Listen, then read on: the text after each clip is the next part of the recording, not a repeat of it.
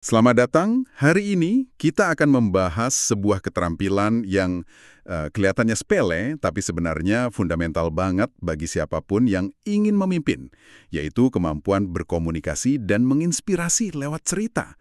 Anda telah memberikan kami dua buku panduan yang sangat praktis, dan kita akan bedah keduanya untuk mencari intisari terbaiknya. Siap.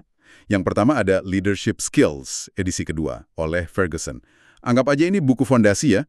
Isinya dasar-dasar penting kayak membangun kepercayaan, bahasa tubuh, sama cara bicara yang meyakinkan. Betul. Dasar banget. Terus yang kedua, The Leadership Skills Handbook, edisi ke-6 oleh Joe Owen. Nah, kalau yang ini lebih kayak kotak peralatan strategis.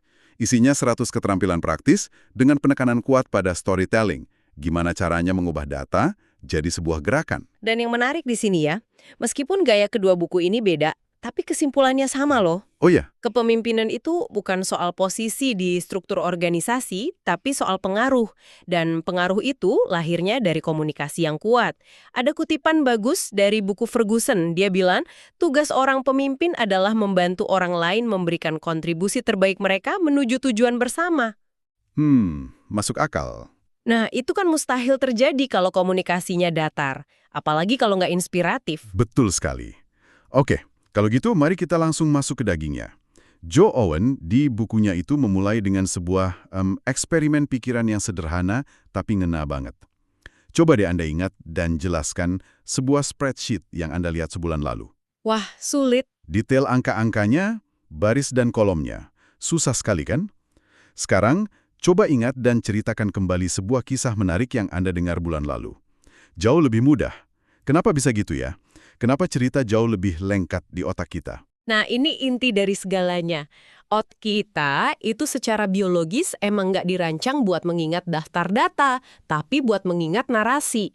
Sejak ribuan tahun lalu, kita kan mewariskan pengetahuan dan budaya lewat cerita, bukan lewat chart pie. Bener juga. Cerita punya sesuatu yang nggak dimiliki data, konteks emosional, dan alur yang jelas. Inilah yang membawa kita ke teknik pertama yang bisa kita tarik dari buku Owen. Gunakan struktur narasi klasik. Struktur narasi klasik? Maksudnya kayak di film-film gitu? Ada awal, tengah, sama akhir? Tepat. Sederhananya gitu. Setiap cerita bisnis yang kuat harus punya 3 babak. Babak pertama itu awal.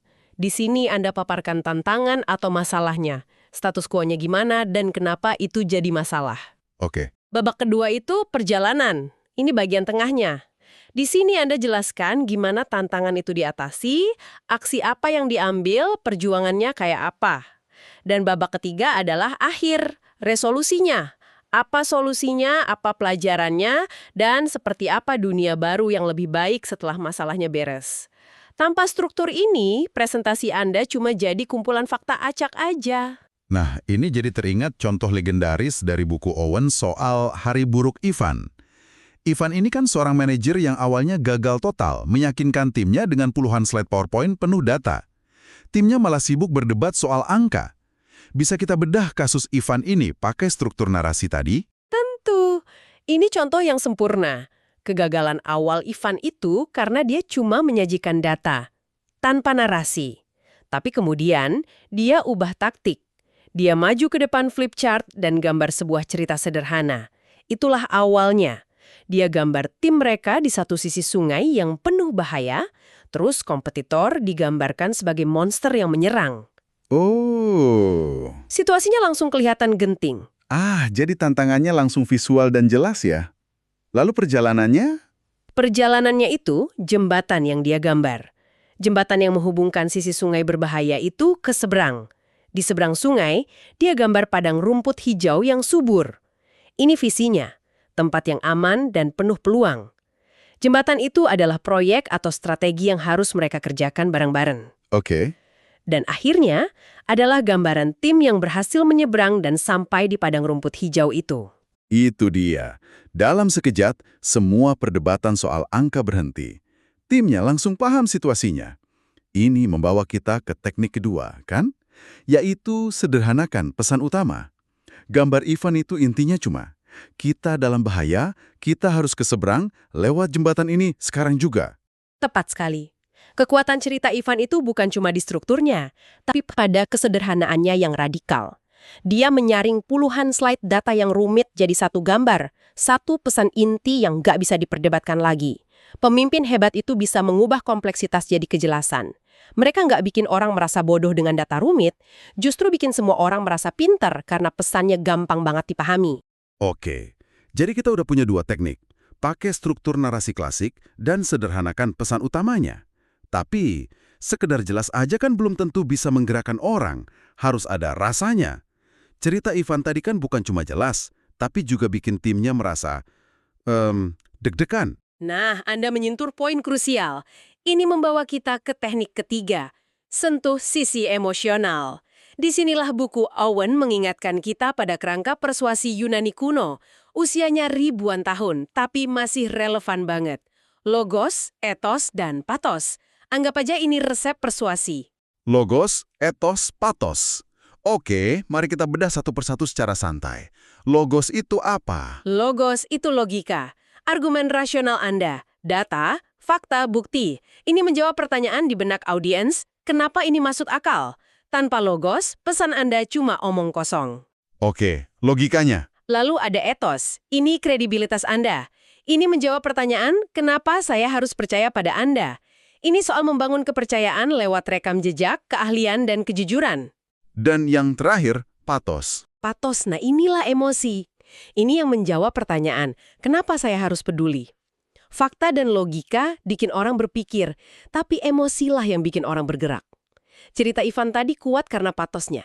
Dia nggak cuma bilang penjualan kita turun 5%, dia menggambar monster. Itu menyentuh emosi dasar manusia, rasa takut akan ancaman dan harapan akan keselamatan. Menarik. Berarti ketiganya ini harus seimbang ya? Logos tanpa pathos jadinya laporan yang membosankan. Tapi pathos tanpa logos, itu cuma manipulasi emosi. Dan keduanya butuh etos sebagai fondasi. Karena kalau kita nggak percaya sama yang ngomong, sebagus apapun data dan ceritanya, pasti kita bakal ragu. Persis. Dan buku Ferguson itu dalam sekali membahas soal etos ini. Di sana disebutkan, seorang pemimpin yang tidak mendapatkan kepercayaan akan segera kehilangan pengikut. Bahkan ada istilah penghancur kepercayaan atau the trust busters. Oh iya, apa itu? Perilaku-perilaku spesifik yang merusak etos seorang pemimpin. Misalnya si pembual yang selalu melebih-lebihkan pencapaian atau si manipulator yang cuma menceritakan setengah kebenaran yang menguntungkan dirinya. Perilaku kayak gitu secara perlahan tapi pasti menggerogoti kredibilitas. Kembali ke cerita Ivan, cara dia menyentuh emosi kan lewat gambar sederhana di flip chart ya. Bukan sekedar kata-kata. Ini sepertinya teknik tersendiri. Betul. Dan ini teknik kita yang keempat. Gunakan kaitan visual. Otak kita itu memproses gambar 60.000 kali lebih cepat daripada teks. Ketika Ivan menggambar, dia membypass bagian otak timnya yang analitis dan penuh perdebatan. Dia langsung bicara ke bagian otak yang intuitif dan emosional. Visual membuat sesuatu yang abstrak, kayak tantangan pasar, menjadi konkret dan nyata. Seperti monster yang menyerang. Oke, jadi kita udah punya cerita yang kuat, strukturnya jelas, pesannya sederhana, emosinya kena, dan ada kaitan visualnya. Paket lengkap.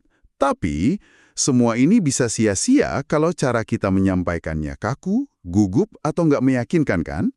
Nah, disinilah buku Ferguson jadi sangat relevan. Benar sekali.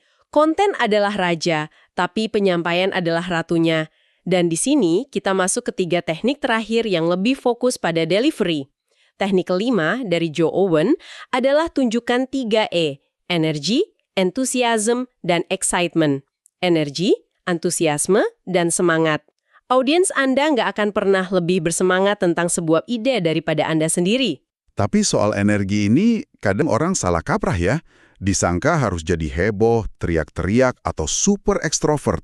Padahal bukan itu kan intinya. Bukan sama sekali. Energi di sini maksudnya adalah kehadiran Anda yang terasa. Antusiasme itu keyakinan tulus pada pesan yang Anda sampaikan.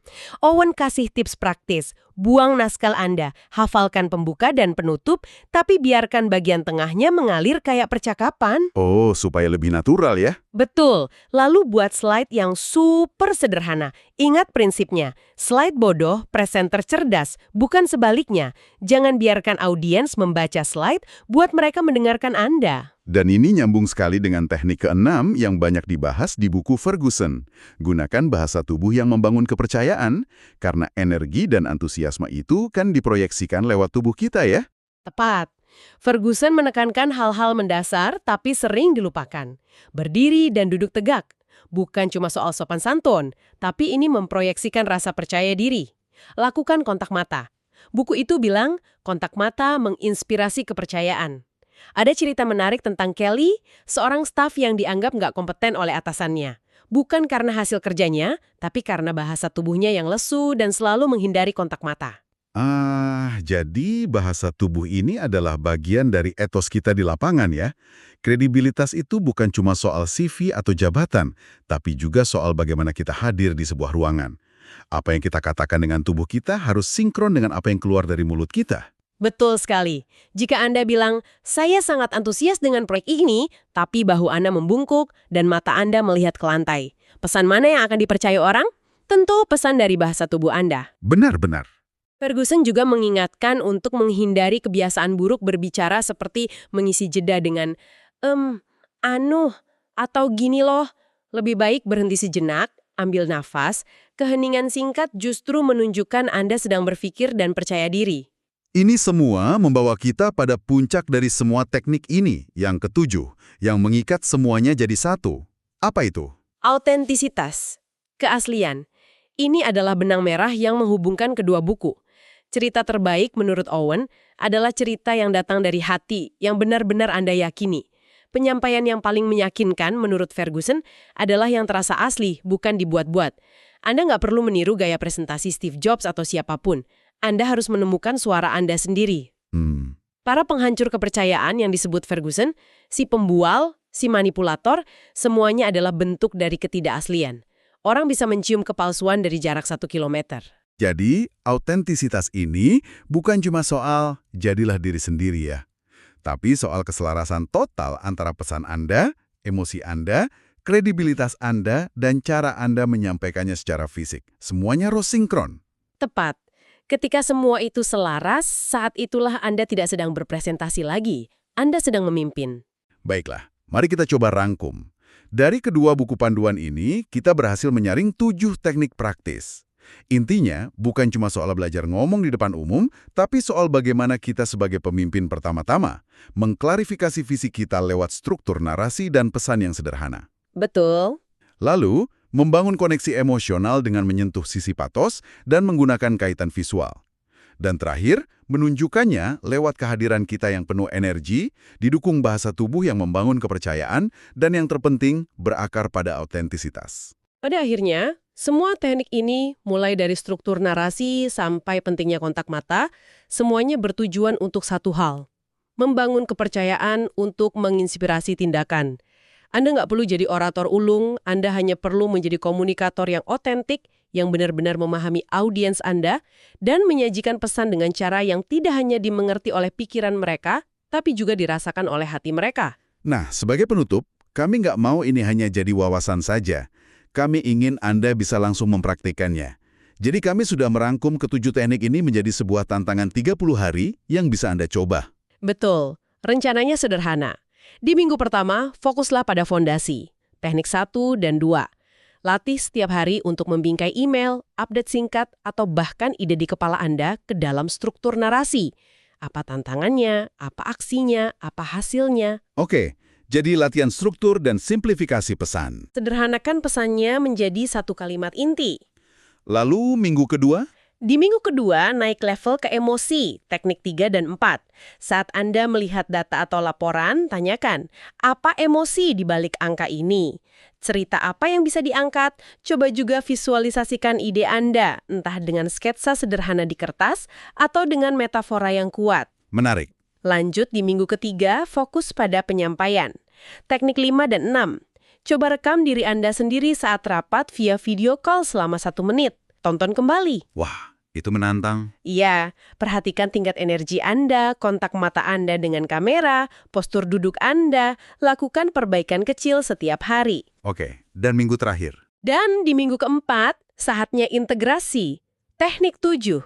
Gabungkan semua latihan sebelumnya dan fokus pada keaslian.